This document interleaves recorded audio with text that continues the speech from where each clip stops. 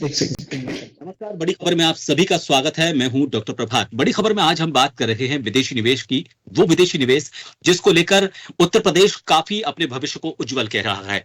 आपको बता दें कि चौथी ग्राउंड ब्रेकिंग सेरेमनी हुई है और उसमें उत्तर प्रदेश के मुख्यमंत्री योगी आदित्यनाथ ने ये उम्मीद जताई है कि इससे विकास को पंख लगेंगे। न सिर्फ अर्थव्यवस्था बल्कि रोजगार के मामले में भी अगर देखा जाए तो काफी वहां पर विकास होगा। और इसके साथ ही वहां पर रोजगार के साथ जो अर्थव्यवस्था है, वो अर्थव्यवस्था जिसको बड़ा योगदान माना जाता है भारत की अर्थव्यवस्था में, उत्तर प्रदेश की वो अर्थव्यवस्था भी काफी तेजी से आगे बढ़ेगी। कुछ आंकड़े भी उन्होंने पेश करने की कोशिश की और ये कहा कि जितने पिछले चार साल में जो विदेशी निवेश आया उसका 4 गुना तो कुछ ही महीनों में अब तक आ चुका है। चौथा ये संस्करण था।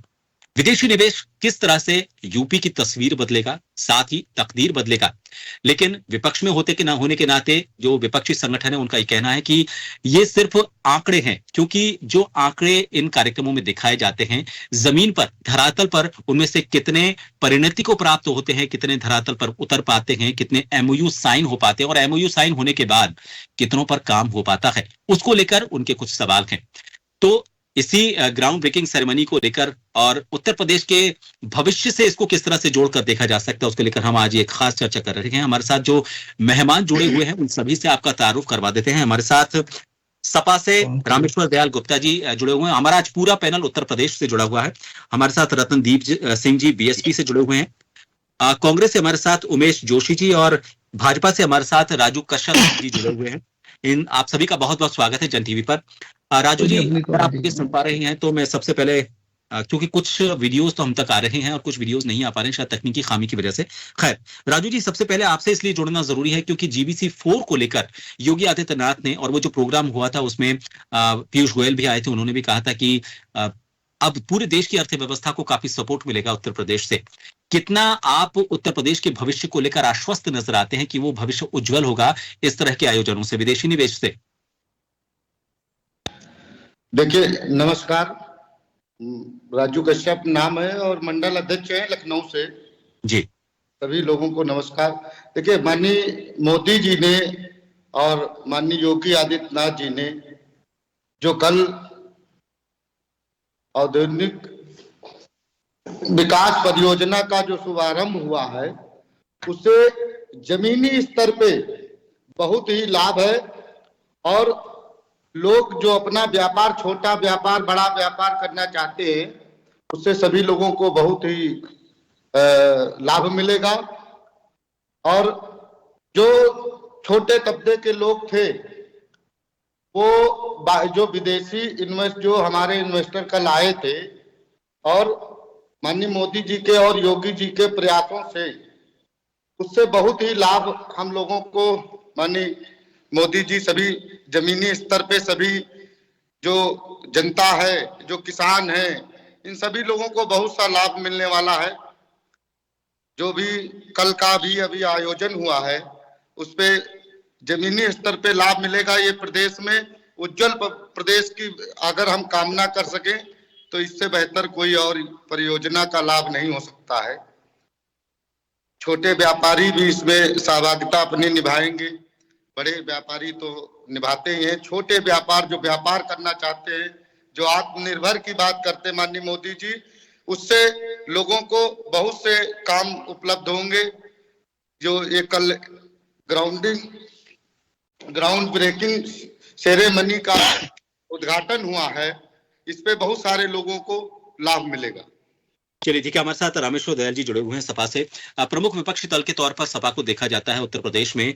रामेश्वर जी, तरह तरह के आंकड़े पेश किए गए हैं और ये कहा गया है कि 2000 से लेकर 2017 तक जितना विदेशी निवेश आया था वो 2019 से 2023 तक में करीब 4 गुना हो चुका है और ये आंकड़े लगातार बढ़ेंगे। दूसरी सबसे बड़ी अर्थव्यवस्था राजस्थान, अगर हम बात करें पूरे भारत की, तो उसमें उत्तर प्रदेश निकलकर सामने आया है।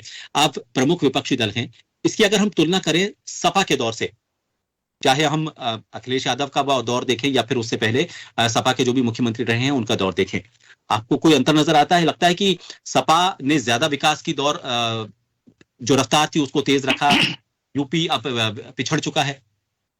आपको दिख ही रहा होगा क्योंकि जिस प्रकार से 2012-14 से लेके आज हिंदुस्तानी डॉलर की स्थिति है और जिस प्रकार से ऑनलाइन व्यापार बढ़ा के सरकार ने छोटे व्यापारियों को पूरी तरह ध्वस्त करने का काम किया। रामेश्वर जी, आपकी आवाज काफी कम आ रही है, आपकी आवाज काफी कम आ रही है। कुछ व्यापारियों को, हेलो, जी आया भाई, बोलिए बोलिए, थोड़ा तेज बोलेंगे तो और ज्यादा स्पष्ट आ पाएगी। देखिए, सरकार ने कुछ विदेशियों को लाकर जिस प्रकार से ये काम करने का काम किया, इससे हमारे यहाँ का छोटा रोजगार जो व्यापारी है तो पूर्ण रूप से खत्म हो रहा है। ऑनलाइन व्यापार दिन प्रतिदिन हावी होता जा रहा है। आप देख लीजिए, ये केवल आंकड़े और बाजीगरी की सरकार चल रही है।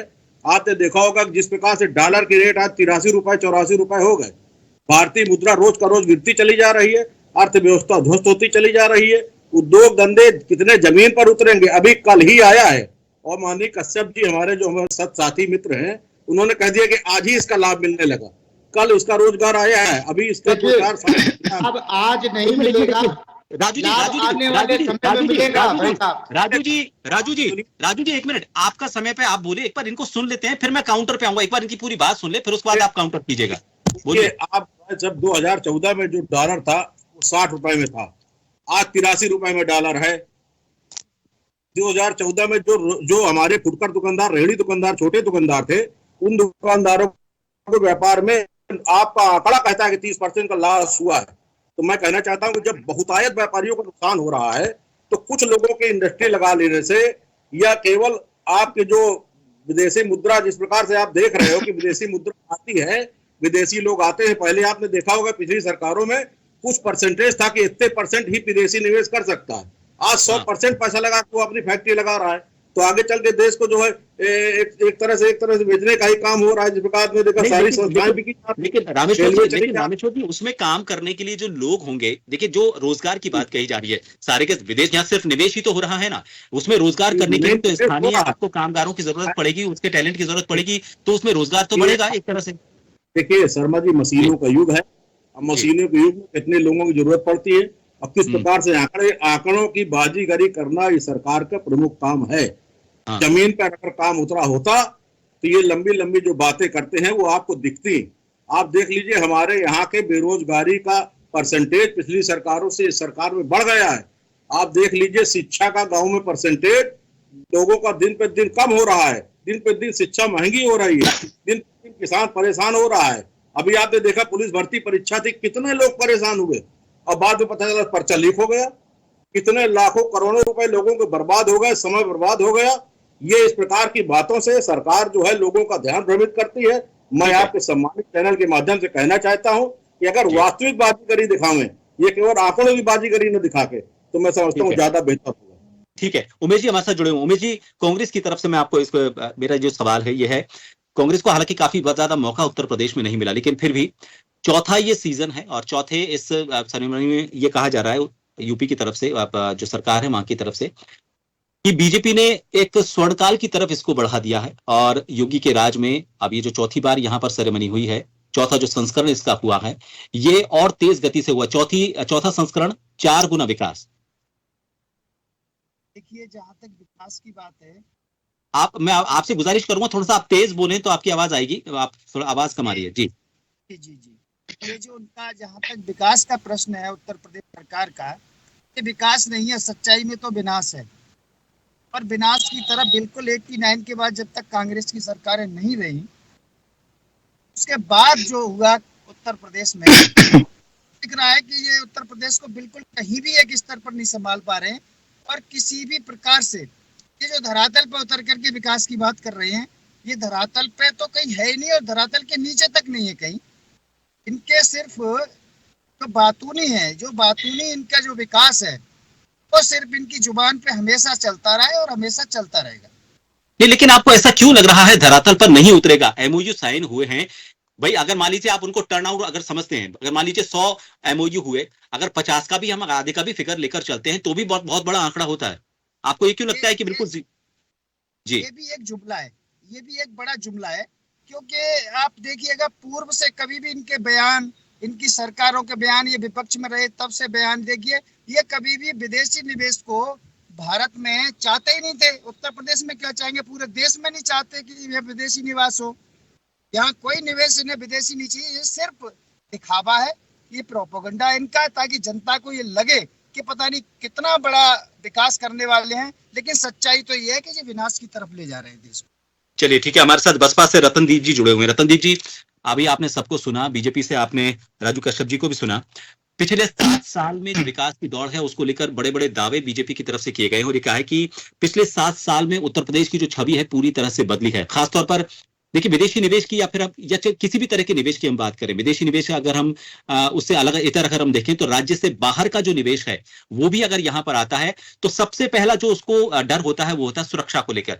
लेकिन सुरक्षा को लेकर एक तरह से यूपी सरकार का यह कहना है कि माहौल बदला है और विदेशी निवेश बढ़ा है। ये साबित करता है कि अब निवेश को लेकर भी और आम जो अवधारणा है उसको लेकर भी एक तरह से माहौल यहाँ पर काफी सुरक्षित हुआ और इसीलिए विदेशी निवेश भी बढ़ा है। देखिए, आपने बहुत अच्छी बात कही, सुरक्षा की बात कही। मैं कहना चाहता हूं सुरक्षा तो इस पूरे प्रदेश में और देश की जनता जानती है कि बहुजन समाज पार्टी के नेता आदरणीय बहन मायावती जी ने अपने शासन में जो बेहतरीन लॉ एंड ऑर्डर बना के दिया उत्तर प्रदेश को, आज ये भारतीय जनता पार्टी, कांग्रेस, सभी पार्टी के लोग उसकी तारीफ करते हैं। वो चाहते हैं कि बीएसपी की सरकार दोबारा यूपी में बने, देश में बने। और देखिए, जहां तक बात करें, ये जो इन्वेस्टर समिट की बात चल रही है, अभी लगभग 1 वर्ष पहले लखनऊ में इन्वेस्टर समिट हुआ, उसमें बड़े बड़े कद्दावर नेता सारे भारतीय जनता पार्टी के सब लोग पहुंचे। आज देखिए क्या है उसकी स्थिति, कहीं धरातल पर वो इन्वेस्टर समिट, बहुत सारे एमओयू साइन हुए, कहाँ है? कहीं दिख रहा है कि लखनऊ में पिछले 1-1.5 वर्ष पहले जो इन्वेस्टर समिट हुए उसका क्या नजर आ रहा है? कुछ नजर आ रहा है? कोई कुछ नहीं है।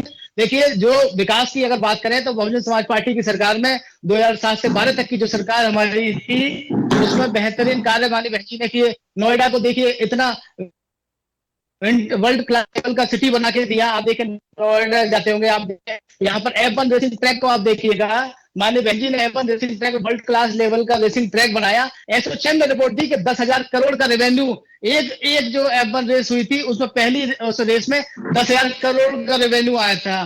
तो जो कार्यशैली जो है ये भारतीय जनता पार्टी केवल घोषणाएं हैं, हवाई फायर करते हैं, इनका कुछ भी नहीं है। आप देख लीजिए, यहाँ से लेकर लखनऊ तक अगर डेवलपमेंट किसी ने किया तो बहुजन समाज पार्टी ने किया, बहन मायावती जी ने किया, और बेहतर लॉ एंड ऑर्डर बहन जी ने दिया। ठीक है रतन जी, मैं विदेशी निवेश पर ही आपसे सवाल करूंगा।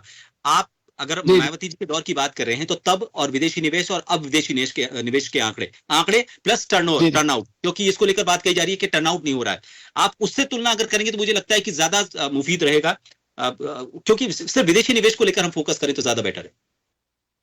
नहीं, देखिए, विदेशी निवेश क्या, देखिए ज्यादातर जो सरकार जो कर रही है, सरकारी संस्थाओं को बेचने का काम कर रही है, और विदेशी जो प्राइवेट सेक्टर को जो दे रही है, अडानी अंबानी को जो फायदा पहुंचाने का काम कर रही है। आप देखिएगा, पूरा इनके 38 लाख करोड़ का लोन माफ कर रही है, किसानों को क्या दे रही है, गरीबों मजलूमों को, शोषितों को क्या दे रही है, ये तो जो है इनका पूरा पैक्ट है। तो नहीं, ये देखिए ये क्या कर रहे हैं, ये उनको देते, ये इनके जितने जानना चाहता हूँ बसपा का, मैं जानना चाहता हूँ, तो क्या ये माना जाए बता रहा हूँ विदेशी निवेश को सही नहीं मानती? नहीं, तो मैं ये कहता हूं कि जो सरकारी संस्था है उसके आधार पर ही काम करा लीजिए। वो प्राइवेट सेक्टर में देने का मतलब है कि डायरेक्ट, एक तो सबसे पहले आरक्षण को खत्म करने की बात करते हैं। ये जो पूरा टारगेट इनका जो है प्राइवेट सेक्टर को देने की बात है, डायरेक्ट रूप से जो दलित पिछड़े लोग हैं उनका जो अधिकारों का हनन किया जाए। विदेशी निवेश में सरकारें कैसे निवेश करेंगी? वहां तो प्राइवेट सेक्टर ही आएगा। आप देखिए, नोएडा इंडस्ट्री का हब किसने बनाया? बहन जी ने बनाया। जितनी बड़ी बड़ी जो एमएनसीज हैं उन्होंने अपने प्लांट लगाए, किसकी वजह से बनाए? वो माननीय बहन जी की देन है। आप देखिए, नोएडा आपने देखा होगा, जो मल्टीनेशनल कंपनियां हैं उन्होंने जो पूरा जो इन्वेस्ट किया यहाँ पर, अपने बड़े बड़े प्लांट लगाए, सब माननीय बहन जी की देन है। तो ये ऐसा नहीं है कि बीएसपी नहीं चाहती कि जो फॉरेन जो इन्वेस्टमेंट होना चाहिए इंडिया में, लेकिन उसके तरीके से कार्य होना चाहिए ना, जो सभी मजलूम शोषितों को। मैं आप सभी के सवालों को मैं आप सभी के सवालों को फायर करता हूं राजू जी पे। राजू जी, आपको चारों तरफा घेर लिया गया है, आपने बसपा को सुना, मैं मेरा सवाल भी जोड़ूंगा, मैं मेरा सवाल जोड़ूंगा राजू जी इसमें। बसपा को आपने सुन लिया, कांग्रेस को आपने सुन लिया, सपा को आपने सुन लिया। एक ये जो सवाल था वाजिब भी, और मैं चाहूंगा इसका जवाब आप दें टर्नआउट को लेकर कि पिछले जो समिट हुआ था उस समिट में जितने भी एमओयू साइन हुए थे, धरातल पर कितना प्रतिशत उनका आंकड़ा रहा, ये बड़ा सवाल है। तो ऐसे में इस बार जो सेरेमनी हुई है और ये कहा जा रहा है कि 10 लाख करोड़ का निवेश हुआ है, अब जो बड़े बड़े आंकड़ों को लेकर ये कह रहे हैं कि सारे बड़े आंकड़े हैं और सिर्फ आंकड़ों का खेल है, आंकड़ों की बाजीगरी है, इस टर्नआउट को लेकर आपका क्या जवाब है कि विदेशी निवेश होता है, एमओयू होता है, और जब आंकड़े आते हैं अखबारों में, जब वो आंकड़े छपते हैं तो इतने शून्य जोड़कर उसकी हेडलाइन बनती है कि लोगों को गिनने में बड़ी दिक्कत होती है, और लोगों को लगता है इतने शून्य जुड़े हैं, इसका मतलब इतना ही उज्जवल भविष्य होगा यूपी का। तो इन सभी सवालों को लेकर मैं उस आंकड़े से जोड़ना चाहूंगा, टर्नआउट को लेकर क्या स्ट्रेटेजी है यूपी सरकार की ताकि वो वास्तव में धरातल पर उतरे? देखिए भाई साहब, अभी सभी लोग अपना जो भी विचार रखे, जैसे अभी इन्होंने कहा, माननीय अभी भाई साहब जो कह रहे थे बसपा के, ये बीएसपी के जो भाई साहब है, नाम नहीं जानते हैं इनका जी, देखिए रतनदीप जी हैं। रतनदीप जी, देखिए धरातल पे आप जब ग्राउंड में, जब जमीन पे आप जाएंगे, आपके सरकार के लोग, आपके कार्यकर्ता, तब आपको पता चलेगा कि जमीन पे कौन सा काम माननीय योगी आदित्यनाथ जी का, मोदी जी का हो रहा। आप लोग घरों में बैठे रहते हैं, आप जब चुनाव आता है तब जाते हैं, तब निकलते हैं, तब कांग्रेस हो चाहे सपा हो चाहे बसपा हो, आप प्रतिदिन निकलिए, देखिए लोगों का दर्द क्या है। रेडी पटरी वाले दुकानदारों को पिछली जब वो हुआ 10-10 हजार रुपया माननीय योगी आदित्यनाथ जी ने हर रेडी पटरी वाली को विदेशी निवेश के इर्द गिर्द रखिए इसको, क्योंकि विदेश जो नीति जो था उस पे सुनिए भाई साहब, सुनिए, उस पे काम बहुत ज्यादा, बहुत रुपया ये विदेशी निवेश हो रहा है। नहीं, विदेशी निवेश, देखिए हम बता रहे हैं एक देखिए सरकार क्या कर रही है, सरकार क्या कर रही है भाई साहब, अभी आप बोल लीजिएगा, आप बोलिएगा विदेशी नीति पे, आप बोलिएगा। तमाम आप G20 हुई, विदेशों के आप सोचे 20 देशों के हमारे वहां राष्ट्रपति प्रधानमंत्री आए, ठीक, हमारे इन्वेस्टर हुआ। अभी जो पिछला जो हुआ था उस पे पिछला जो विदेशी नीति थी उसपे बहुत सारे काम मानी हमारे, आप देखिए अभी धरातल पे आपको धीरे, जब आप जाएंगे तो आपको दिखने लगेगा कौन सा विदेशी नीति पे काम हो रहा। माननीय मोदी जी कहते आत्मनिर्भर बनिए, हर व्यक्ति से कहते डिजिटल के माध्यम से, ये जैसे आप लोग अभी भाई साहब ये कह रहे थे कि डिजिटल सब दुकानदारों को बेच दिया गया। आप सोचिए आज हर एक रेडी पटरी दुकानदार डिजिटल जुड़ रहा और सबको काम मिल रहा। मैं एक बार इनसे सुन लेते हैं। रामेश्वर जी कुछ कहना चाह रहे हैं, आपकी बात पूरी होगी। देखिए आप कभी और बताएं, अभी जैसे अभी अपराध की बात कही, कुछ कहना चाहते हैं रामेश्वर जी, कुछ कहना चाहते हैं। माननीय योगी आदित्यनाथ जी ने अपराध मुक्त, गुंडा मुक्त प्रदेश बनाया। अभी आपने कहा अपराध, समय कम है, मेरे समय कम है, एक बार रामेश्वर जी को सुन लेते हैं। समय कम है, सुनिए, अपराध मुक्त, देखिए गुंडा मुक्त। हमारी महिलाएं रात में कहीं भी रह सकती, सरकार में आप देखिए कितनी गुंडागर्दी। तो आप लोग सुनने के लिए आप सुनते हैं, सबसे बड़ा डर उनको यही और सुनने के लिए नहीं, आप यहाँ इधर देखिए बात, आप जो आज किस मुद्दे पे बैठे उस मुद्दे की बात करिए। चलिए ठीक है, मैं जी बिल्कुल मैं माफी चाहूंगा। एक हमारे साथ कांग्रेस से जो जुड़े हुए हैं हमारे साथ उमेश जी, वो कुछ कहना चाह रहे हैं। उमेश जी बोलिए, समय कम है। मेरा प्रवक्ता जी से ये सवाल है कि आप उत्तर प्रदेश से लेकर के पूरे देश में जब आप विदेशी निवेश लेके आने चाहते हैं कि केले से लिखी ठेल से लेकर के रेडी वाले तक, क्या चाहते हैं आप? देश में पूरा देश विदेशियों का गुलाम हो जाए?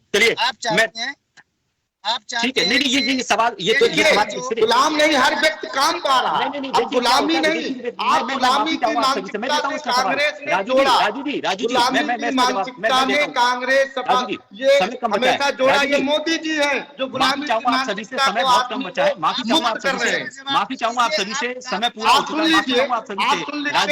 राजू जी, उमेश जी, राजू जी, उमेश जी, समय पूरा हो चुका है। हर व्यक्ति को काम मिल रहा है, परेशानी तो यही है, आज प्रदेश में काम मिल रहा। कांग्रेस को दर्द है, सपा को दर्द है, इसलिए कि उनको काम, वो देखिए हर व्यक्ति को काम मिल रहा। योगी आदित्यनाथ जी के माध्यम से, माननीय मोदी जी के इतने अथक प्रयासों से योगी आदित्यनाथ जी एक ऐसा मुद्दा है जिससे लगता है ठीक है, अलग अलग तरीके से अंतर्राष्ट्रीय स्तर पर इसको हम अलग तरह के आंकड़ों के जाल में देख सकते हैं, लेकिन ओवरऑल जब हम इन आंकड़ों को देखते हैं, विदेशी निवेश होना चाहिए। लेकिन इसके लिए सबसे जरूरत ये चीज की है सिंगल विंडो सिस्टम, जिसको लेकर यूपी सरकार कह भी रही है। माहौल ऐसा होना होना चाहिए कि ताकि वो अपने उद्योग को वहां पर स्थापित कर सके, लोगों को रोजगार मिल सके और उसके अलावा अर्थव्यवस्था में बड़ा योगदान दे सके और विकास की राह पर तेज ले जा सके। और हम उम्मीद करते हैं, हर सरकार से उम्मीद करते हैं यूपी की यह सरकार विकास के पथ पर उसको लेकर जाए, जो खामियां हैं उनको दूर किया जाए, ताकि यूपी जिस सपने को देखता है, वहां का युवा जो सपना देखता है, वो सपना पूरा हो किसी भी तरह से। बहुत बहुत शुक्रिया आप सभी का हमारे साथ इस चर्चा में जुड़ने के लिए। बड़ी खबर में इतना ही, फिलहाल दीजिए इजाजत, नमस्कार। लोगों का भला चाहती है।